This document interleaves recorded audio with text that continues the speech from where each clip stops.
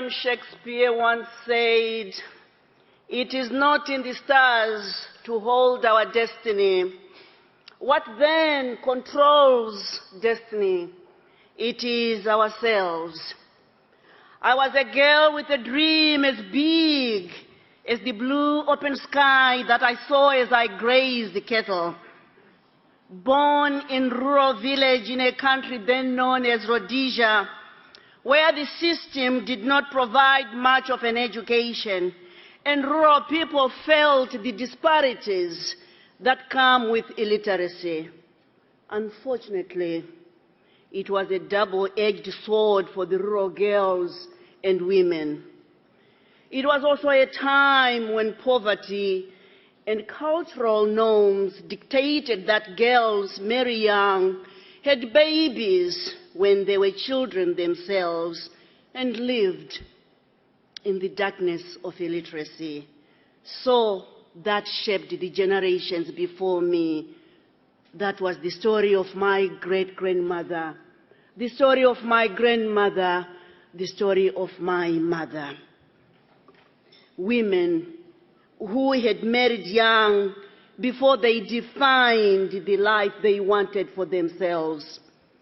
A time when men left the village to work in the mines and factories. They wrote letters back home, letters to women who could not read them.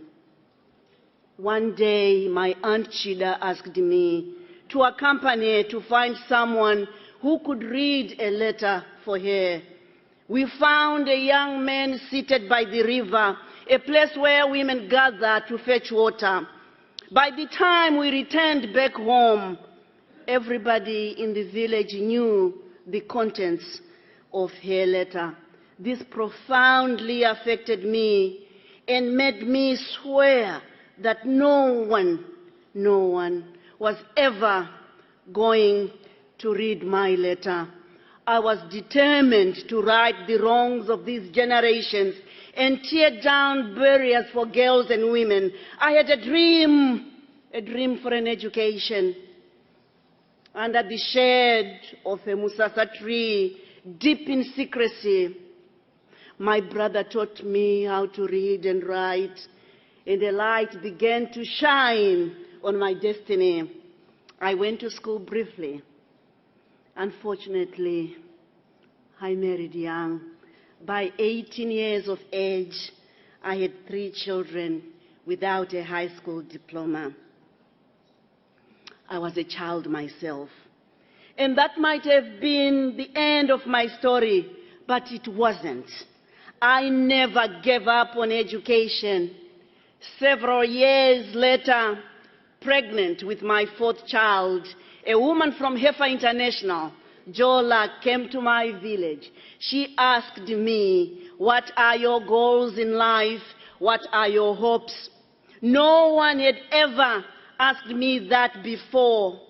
She said, "Tererai, if you desire your dreams, they are achievable." In my language, it means tinogona. It is achievable. Then my mother said, "Tererai, if you believe in this dream of getting an education, you are not only defining who you are also defining everything, every life that comes out of your womb. You are also defining generations to come. It's what you desire to become that will change what you see." As our ancestors' ways, when a child is born, we bury the umbilical cord deep in the earth, near the mother's heart, with the belief that wherever the child goes later in life, the umbilical cord will always remind the child of their birthplace. So my mother said, "Tererai, write down your dreams and bury them in a safe place. Wherever you go, whatever happens to you, how difficult life becomes, the dreams will always remind you of their importance." So I wrote down my 4 dreams. First, I want to go to America Second, I want to get a bachelor's degree. Third, I want to get a master's degree. Fourth, I want to get a PhD.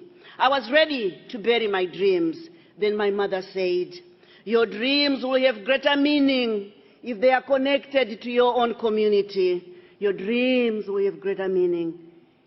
I paused, and then I wrote my fifth dream: to improve the lives of women and girls in my community. My mother realized someone in the family, someone in this community needed to break the cycle, the vicious cycle of poverty that forces the poor to make drastic decisions. Unfortunately, drastic decisions that turn and marginalize girls, sealing their fate to poverty. I sealed my dreams and placed them in an old metal can, and I buried them under the rock where I used to graze cattle. The rock became my dream keeper while I worked.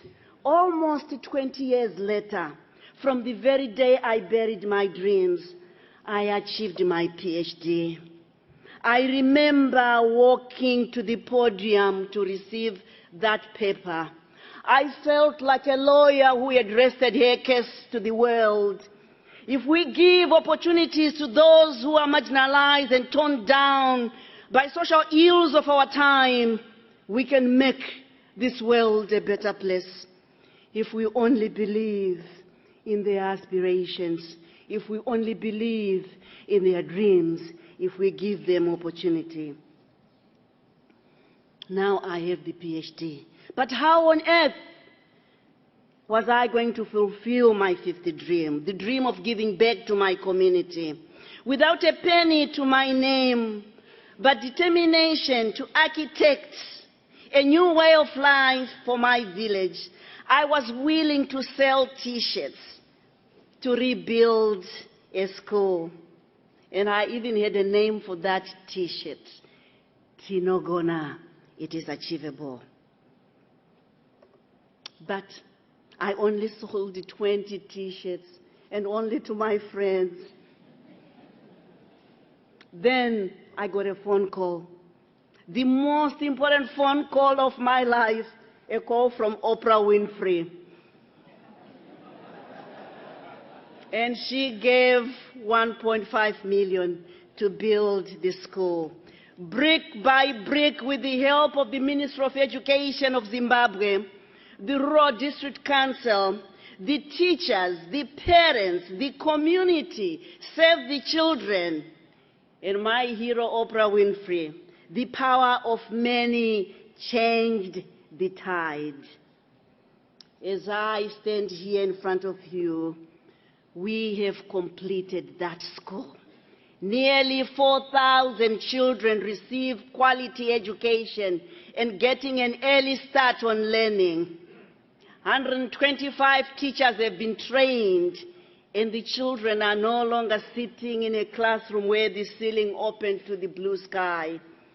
Ladies and gentlemen, it is beautiful when we place upon ourselves to be the instrument for change and contribute toward a better world. As the global leaders, I urge you. Many people have said to me, Tererai, you must be an extraordinary individual. And I turn and I say, no, I'm just a girl from a tiny village in Zimbabwe. But I was given an opportunity to redesign the blueprint of my life. Ladies and gentlemen, there is no greater education than the realization that we have a role to architect a better world, to make a difference, if only we believe.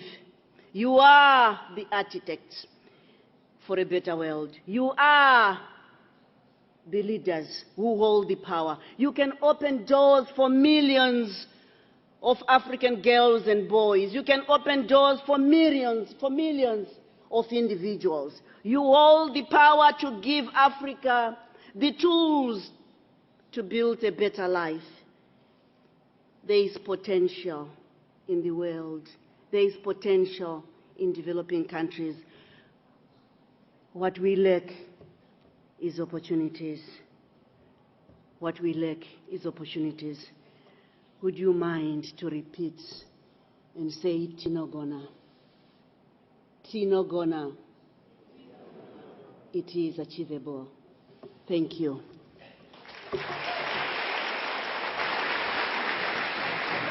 Go over there.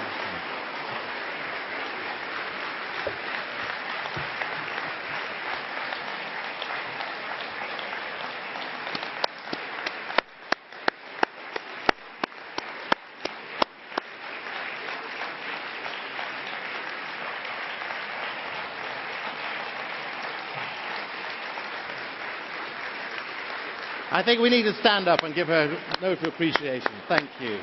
Thank you so much. You did such an outstanding speech. Great story. Thank you. Thank you very much. Thank you.